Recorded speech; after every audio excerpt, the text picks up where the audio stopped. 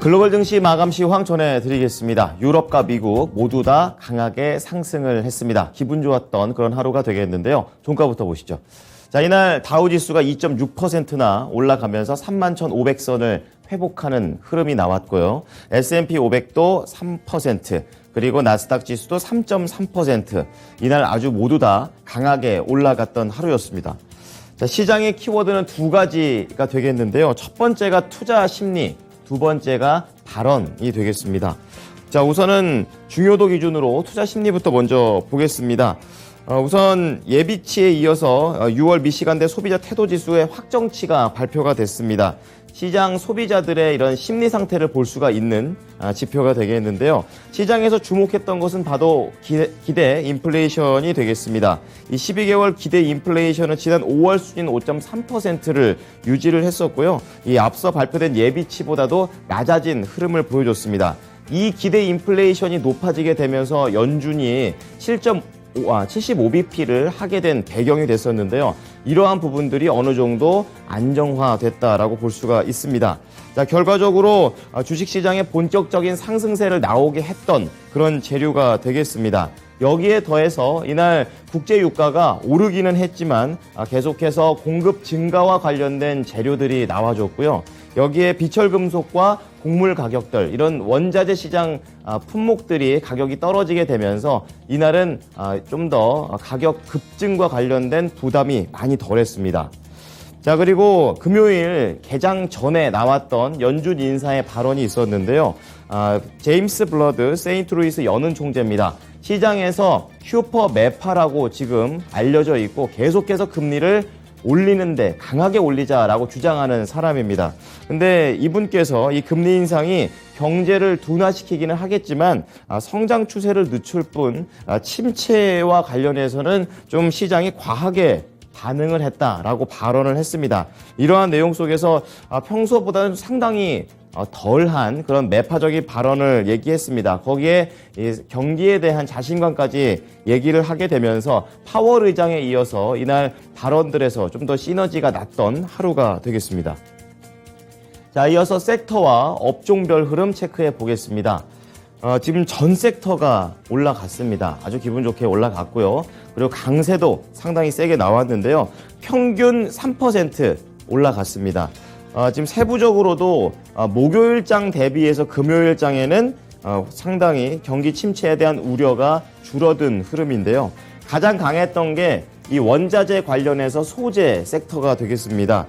비철금속 시장의 품목들이 하락을 하게 되면서 이 원자재값 급등세에 대한 그런 걱정이 많이 줄어든 게 이렇게 숫자로 반영이 됐고요. 그 밑으로 뭐 서비스, 금융, 경기 소비재 IT, 그러니까 뭐 경기 민감재, 그리고 성장주들 이런 거 가릴 것 없이 전반적인 상승세를 보여줬다라는 점 긍정적이었습니다.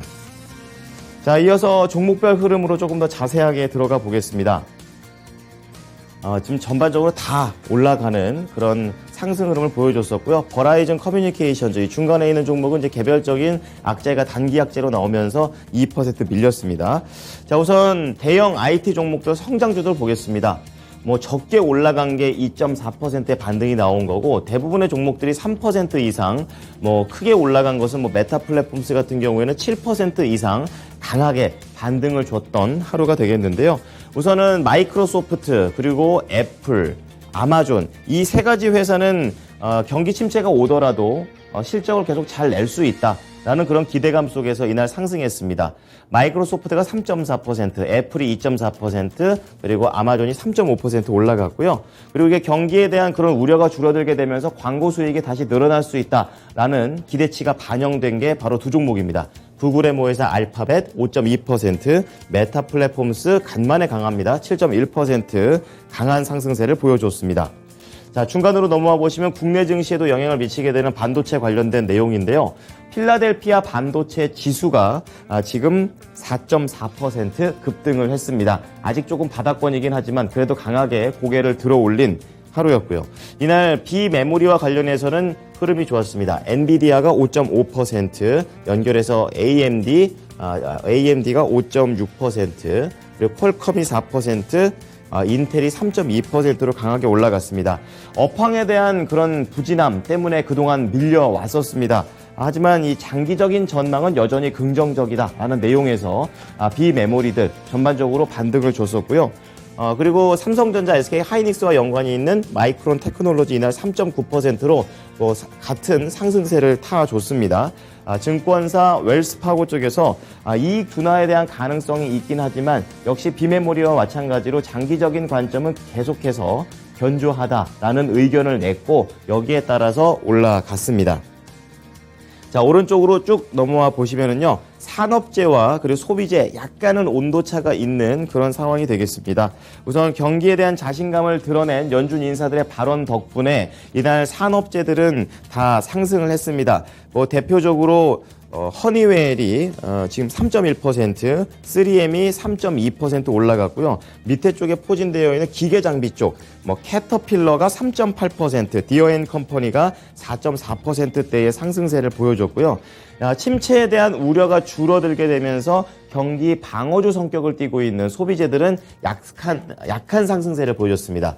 월마트가 0.08%, 프록터앤갬블 1.3% 오르기는 했지만 시장 지수 대비해서도 하회하는 그런 흐름을 보여줬습니다. 자, 마지막으로 이 크루즈 회사들이 나아진 영업 환경을 발표를 하게 되면서 동반 상승했습니다. 그렇게 되면서 크루즈 회사들은 평균 한 3% 이상의 상승률을 보여줬었고요. 연결해서 여행주들, 그러니까 부킹닷컴, 익스피디아 5%, 8% 올라갔고요. 그리고 항공주들인 델타항공 5.5%, 중소형 쪽에서는 유나이티드 에어라인 쪽에서 7.5% 항공주들도 강하게 올라갔습니다. 자, 바로 연결해서 카니발 체크해 보겠습니다. 첫 번째 특징주가 되겠는데요. 우선 카니발 같은 경우에는 2분기 수익이 시장의 예상치를 못 미칠 것이다 라고 발표했습니다. 여기까지는 부정적인 그런 내용이 되겠는데요. 하지만 시장은 지금 현재보다 미래를 더 내다봤습니다. 매출이 우선 2분기가 1분기 대비해서 50% 늘었고 예약량도 전 분기 대비해서 2배 늘었습니다. 여기에 더해서 점유율도 1분기 때 54%였는데 69%까지 상승을 했습니다. 이렇게 모든 세부적인 항목들이 다 올라가고 있다라는 점을 좀 더 긍정적으로 봤고 3분기부터는 확실하게 나아진다라는 관점을 보여주고 있습니다. 여기에 회사에서는 운영하고 있는 현금의 그런 흐름 자체도 4월부터는 마이너스에서 플러스로 전환이 됐다라고 얘기를 하게 되면서 날개를 달았습니다. 자, 이날 카니발 강했죠. 12% 이상 급등을 하면서 계속해서 부진했었는데 다시 한번 크게 장대 양봉을 그려내면서 주당 10.85달러의 거래를 마쳤습니다. 자, 두 번째로는 페덱스 보겠습니다. 택배업체 잘 알고 계실 텐데요. 지금 4분기 실적 발표를 했습니다. 이 강력한 단기 전망을 발표한 것이 긍정적이었었는데요.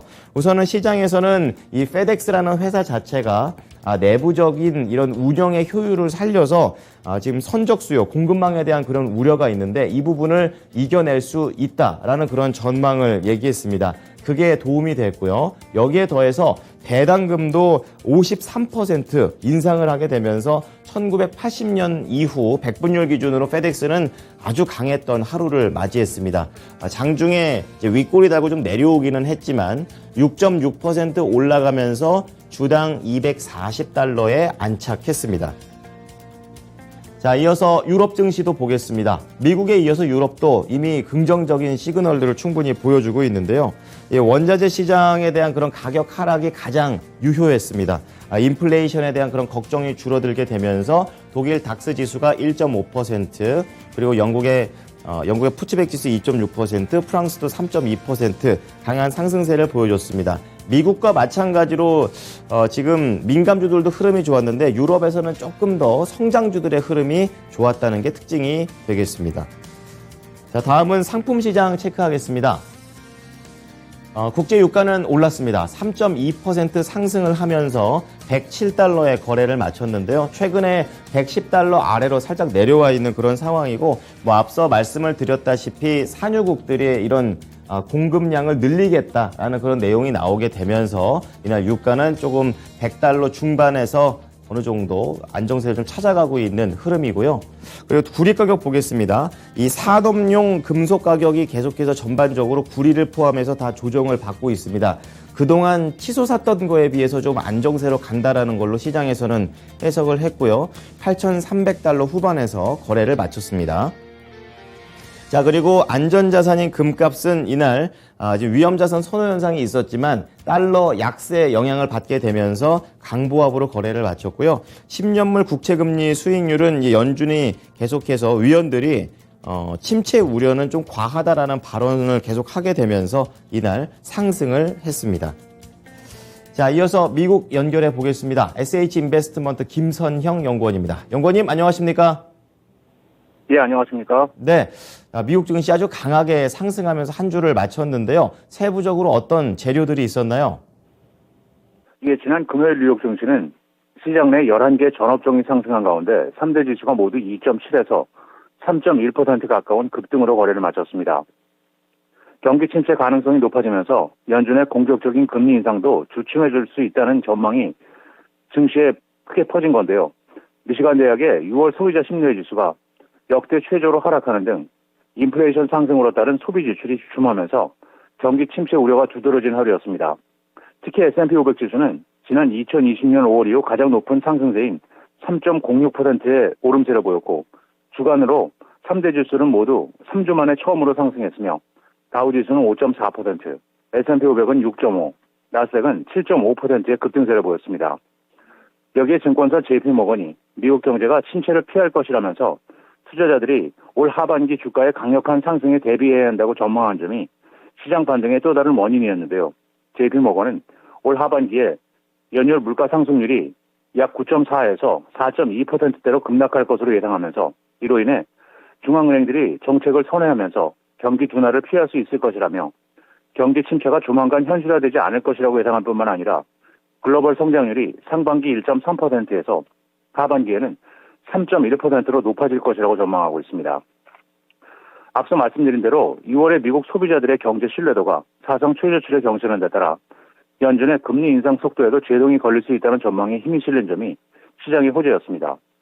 미시간 대학에 따르면 6월 소비자 태도 지수는 50을 기록하는 데 그쳐 이것은 전망치였던 50.2를 밑도는 것으로 사상 최저치였는데요. 향후 6개월간의 경기를 예상하는 6월 소비자 기대 지수는 47.5를 기록해 예비치인 46.8보다 개선된 모습이었고 12개월 기대 인플레이션은 예비치인 5.4%보다 소폭 하락했고 향후 5년 기대 인플레이션은 3.1%를 기록해 예비치였던 3.3%보다 하락했지만 전월치였던 3%보다는 소폭 높았습니다. 미시간 대학 측은 소비자들의 신뢰도가 소득, 나이, 교육, 지역, 정치 성향, 주식 및 주택 보유 여부 등에 걸쳐 전반의 모든 면에서 큰 하락세를 보였다면서 소비자들의 79%가 1년 후 상황이 어려울 것으로 예상해 2009년 이후 최고치를 기록했고 인플레이션이 생활 수준을 잠식한다고 지적한 비율도 47%였다면서 이것 역시 대공황 당시 기록한 역대 최고치에서 1%포인트가 낮은 데 불과하다고 지적을 하고 있습니다. 국제통화기금 IMF가 올해 미국의 경제 성장률 전망을 2%대로 하향 조정했습니다. IMF는 수정된 전망치를 발표하면서 미국의 올해 GDP 성장률을 지난 4월에 3.7에서 2.9%로 0.8%포인트 낮췄으며 내년 성장률 전망치는 기존의 2.3에서 1.7%로 하향 수정했는데요. 러시아가 우크라이나를 침공하기 전인 지난해 10월에는 미국의 2022년 성장률은 5.2%였습니다. 크리스탈리나 게오르기에바 IMF 총재는 성명을 통해 미국에서 경기 후퇴를 피하기 위한 길이 매우 좁다는 사실을 인식하고 있지만 인플레이션 억제를 위해서는 정책 노력이 지속돼야 한다며 연방준비제도가 빠른 시일 내에 정책금리를 3.5에서 4% 수준으로 끌어올려야 한다고 주장하면서 이를 통해 금융 상황은 타이트해야겠지만 빠르게 목표 물가 상승률에 도달할 수 있을 것이라고 주장하고 있습니다. 자, 이날 시장이 전반적으로 강하게 반등을 준 가운데 개별적인 재료들도 있었습니다. 우선 담배 회사와 관련된 내용이 되겠는데요. 지금 귤과 관련된 FDA의 이런 결정이 나왔다고 합니다. 조금 더 자세한 내용 들어보겠습니다.